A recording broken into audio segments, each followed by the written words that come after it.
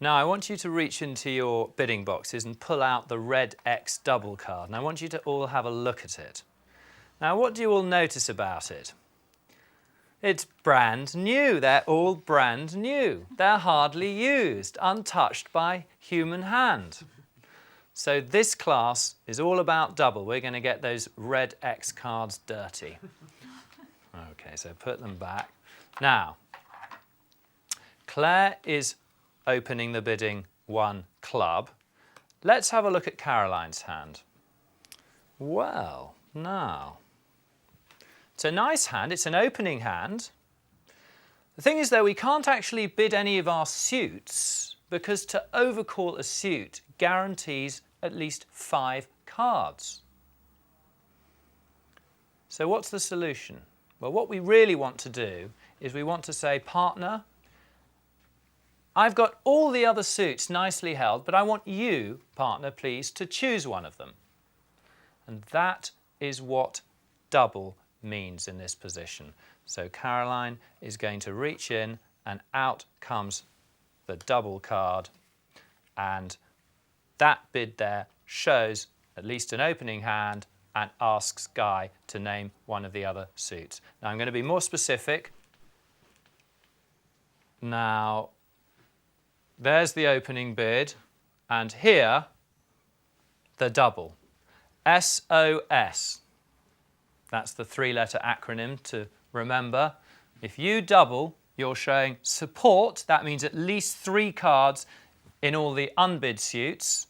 And you're showing opening points or more. So you might have 12 points, but you might have 22 points. You can never be too strong to make such a double. And S for shortage, shortage in the opposing suit. So that means 0, 1 or 2 cards, the SOS criteria for a takeout double. Now let's return to the table. Perfect, isn't it? We've got at least 3 cards in all the other suits. In fact, we've got 4 of each, and we've got an opening hand, and we have shortage in the suit that Claire opened.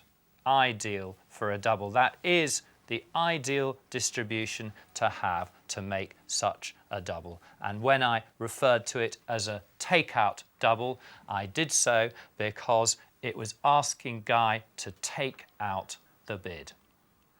Good. So now let's assume that Cheryl says pass at this point. And Guy, let's have a look at what you have. Well, the answer is not a lot. Not a lot. And so what do we think Guy should do? Can Guy pass, for example? Well, although the hand is very poor, Guy absolutely must not pass. Because if Guy were to pass, the bidding would go 1 club, double, pass, pass. Well, Claire would get another bid because double counts as a bid, but she would almost certainly pass. And the final contract would be 1 club doubled. Almost certainly a very successful contract. So when your partner doubles, you must respond. And what your partner has asked you to do when she doubled was to bid your best of the other suits. And so the correct bid here would be 1 spade. And that doesn't show anything. You could have nothing. You have a queen and a jack, more than you might have. Now let me make Guy's hand rather stronger. Now I've vastly improved Guy's hand here, as you see. Guy now has 13 points, 5 cards in spades, and the question is, what should he do? He's got to do more than bid 1 spade, because to bid 1 spade is consistent with having nothing. Let's have a think. Now, what do we know about partner's hand for their double? Well, we know that partner must have at least an opening hand, and we also know that partner must have at least 3 cards in all the suits outside clubs. So Guy knows that with his 13 points facing his partner's opener, and with his 5 spades facing his partner's 3 at least, that the values for a spade game are present. And so not messing about, Guy cuts to the chase, jumps straight to 4 spades. A perfect bid to describe the hand. Now, let's make Guy's hand a little bit weaker. He couldn't go all the way to 4 spades with this hand because partner may only have a minimum double and he's only got 10 points. But equally, he can't just bid 1 spade consistent with nothing. So the solution is a midway position. He makes a jump to 2 spades. Good. And I'm going to make that more formal over here by giving you the responder to double line. Here's partner's double, the SOS criteria. And here is you, the partner of the double. And what you do is you bid your longest other suit. Very rarely right to bid no trump, so you're bidding your longest other suit. And if you have a very poor hand, up to 8 points, then you bid your longest other suit at the lowest level. If you've got 9 to 12 points, you bid your longest other suit with a jump, but with 13 or more points, you can go straight to game in your longest other suit. Now let's have a look at another responding to take-out double situation. Now Claire, you're opening 1 spade, Caroline doubling. Now let's assume for the moment that you pass, Cheryl. Guy, what have you got in your hand? Gosh, a bunch of bus tickets. Nothing at all. But as we've noted, you do have to bid. So, well, gritting your teeth, you would bid your longest other suit, most certainly at the lowest level, 2 clubs, and that would show up to 8 points. But what you're really hoping is that you're going to get let off the hook. Now let's move ourselves back to Cheryl. Now we haven't talked actually yet about what the partner to the opener should be doing in the light of the double. Actually, it's quite simple. They should ignore the double. So if they were going to say 2 spades, then they still say 2 spades. If they were going to bid 2 diamonds, then they still bid 2 diamonds. They don't get put off by the double. They do, however, have just one extra tool in their armoury that they didn't have without the double. If they have 10 or more points, that's the balance of the points, no particular fit for partner, and no suit that they'd like to mention, then they can pull out the dreaded purple double X card. That's redouble. It's really the only time it's likely to be used in normal bridge. So I'll just say that again. When you have 10 or more points, no particular fit for your partner, no great suit of your own you wish to mention, you have the option of using that redouble card, just to let your partner know that this deal does belong to you, that your partner shouldn't get frightened by the double. But it's quite a rare bid. Andrew, if my partner doubles an opening bid, do I always have to bid? That's a very good question. That's a very good question, Guy. Now, let's just remind ourselves of what happened. Now, Claire, you opened the bidding, didn't you? 1 spade. Caroline doubled. Now, what actually happened was that Cheryl passed. And under those circumstances, yes, you have to bid. But if Cheryl had bid something, then that would have cancelled the double and you wouldn't have had to have bid, and clearly you would have been delighted to have passed. So let's say that Cheryl bids 2 spades. So clearly with that hand, pass. But let's just say that you had a little something. Now, just because you don't have to bid, if the hand on your right has said something to cancel the double, doesn't mean that you should pass automatically. For example, with this hand here, facing a partner who's shown opening values and at least 3 cards in all the other suits, I would certainly bid 3 clubs on this hand. And I'm even bolder when I have the other major. So for example, I mean, that is not a hand you're going to remember for the rest of your life. It's a flattish 7-point hand. But when your partner doubles a major, they don't guarantee 4 cards in the other major, but they strongly suggest it, so that if you, in your hand, have 4 cards in the other major, you should strain to bid. And so with this hand, you should bid 3 hearts. Notice we're preferring the major to the minor. So very good question, Guy. Thank you. Now I want us to look at some other types of take-out double situations, because they don't just apply over an opening bid. So take this. Claire opens the bidding 1 club. Caroline says pass. Cheryl responds 1 heart. And now, well, Guy, let's have a look at your hand. Let's have a look at Guy's hand here.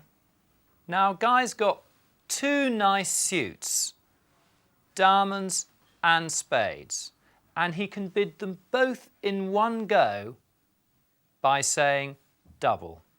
And he's doubling for takeout both the clubs and the hearts. So he's asking his partner to choose between diamonds and spades. This would be a very typical type of a hand for him to hold. Shortish clubs, shortish hearts, say a couple of cards in each, and 9 cards in spades and diamonds. And he's more likely to have 5 cards in diamonds and 4 cards in spades than the other way around. Subtly this, because if he had 5 decent spades, he'd probably have chosen to overcall 1 spade. Now let's look at another interesting take-out double situation. This time it's Caroline who is to open the bidding. So Caroline opens the bidding 1 heart and Cheryl overcalls 2 diamonds. And now there's a pass and another pass. And the bidding comes back to Caroline. Now let's have a look at your hand, Caroline. Very nice hand. Now when Caroline picks up her hand, and she's got 5 hearts and 4 spades, and a nice opening hand, her planned bidding strategy is to start by opening the hearts and then to bid the spades, showing 5 hearts and 4 spades. But the auction has progressed in an interesting way, and she now has another option, and a rather superior option. And that option is to double at her second turn. Now, we are going to make very clear when a double asks partner to speak, a take-out double, and when double is for penalties, saying that you think that the opponents are going to go down. This is a take-out double situation, essentially because the partner of the doubler hasn't yet spoken, but I'm going to clarify that in a sec.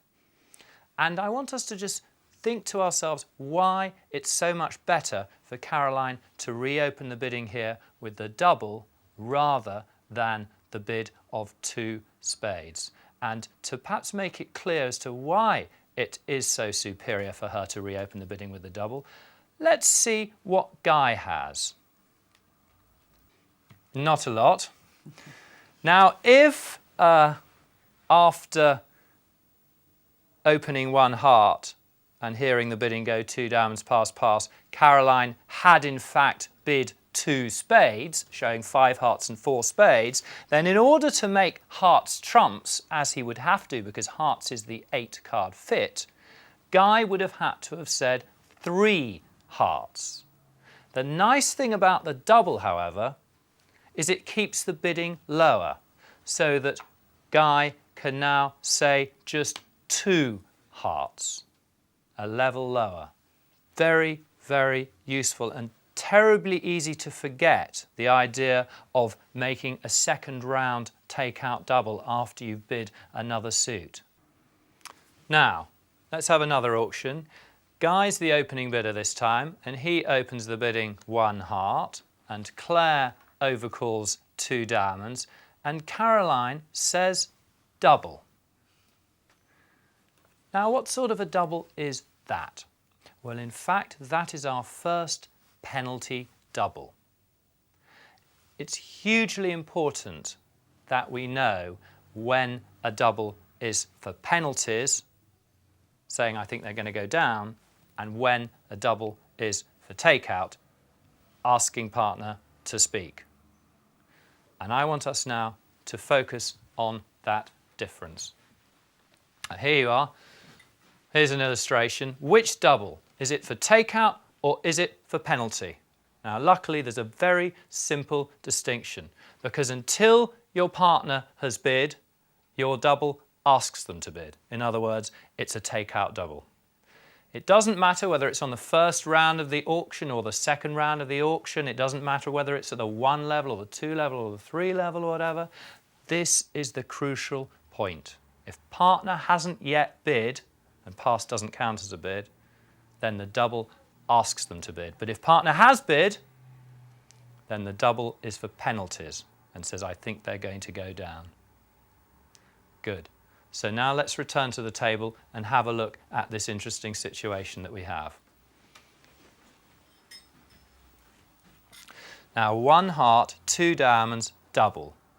Now, because the doubler's partner, Guy, has already bid, Caroline's double is for penalties.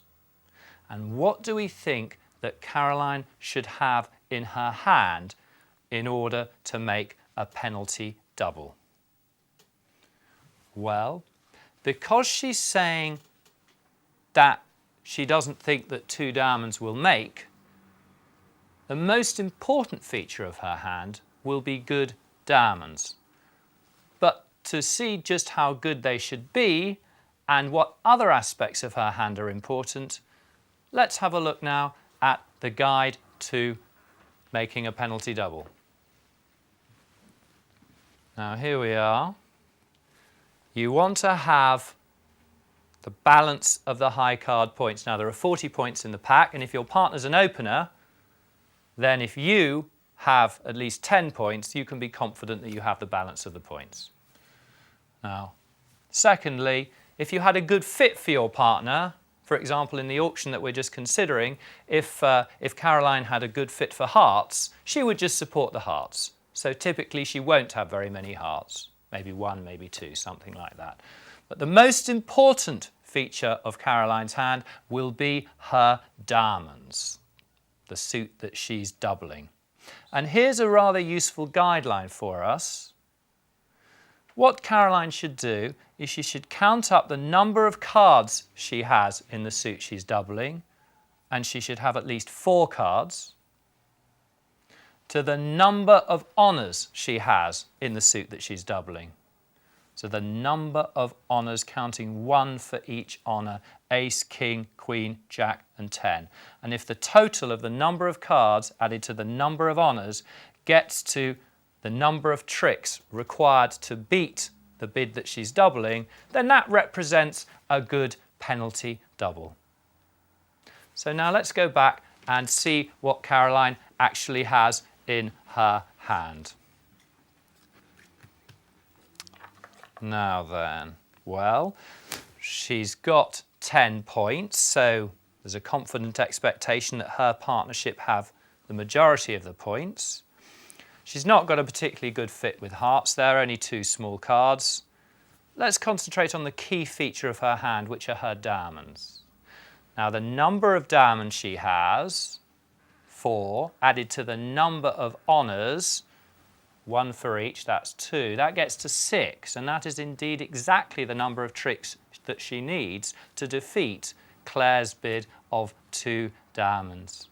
So it represents a good penalty double.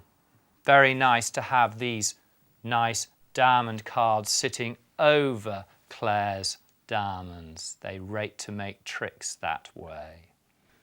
Now, it really is important that we do distinguish between the takeout double, the one that asks partner to speak, and the penalty double, the one that essentially asks partner not to speak.